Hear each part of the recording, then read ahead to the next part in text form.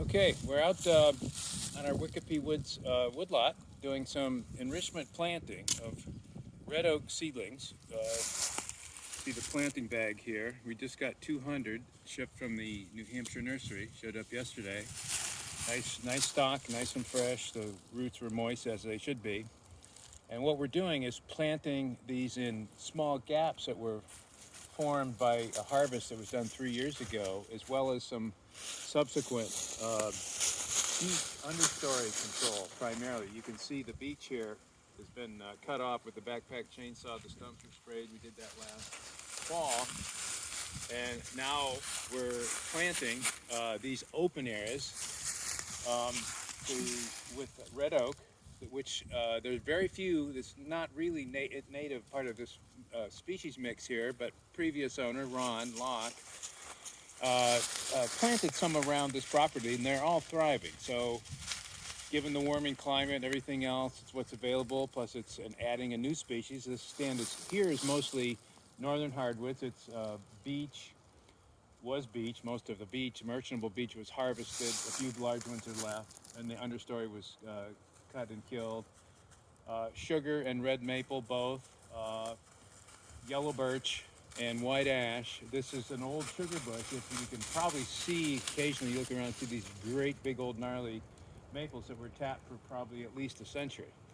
So we're planting, and we're not planting a tree. We're trying to probably keep a spacing of about 20 feet,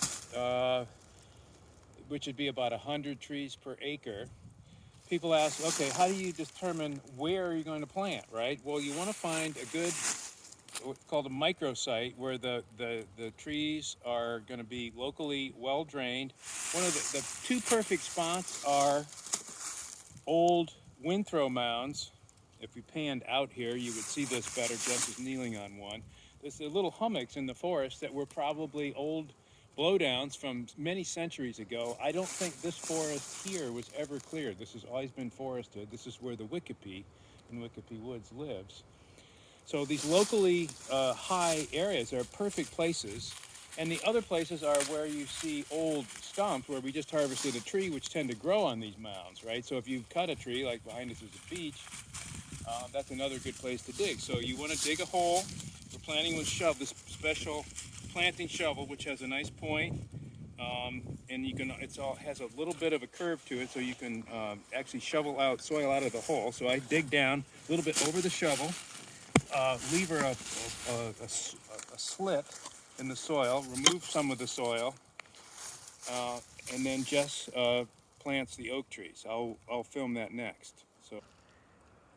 Okay, here's my trusty helper about to actually plant the seedling. You see one of the couple keys.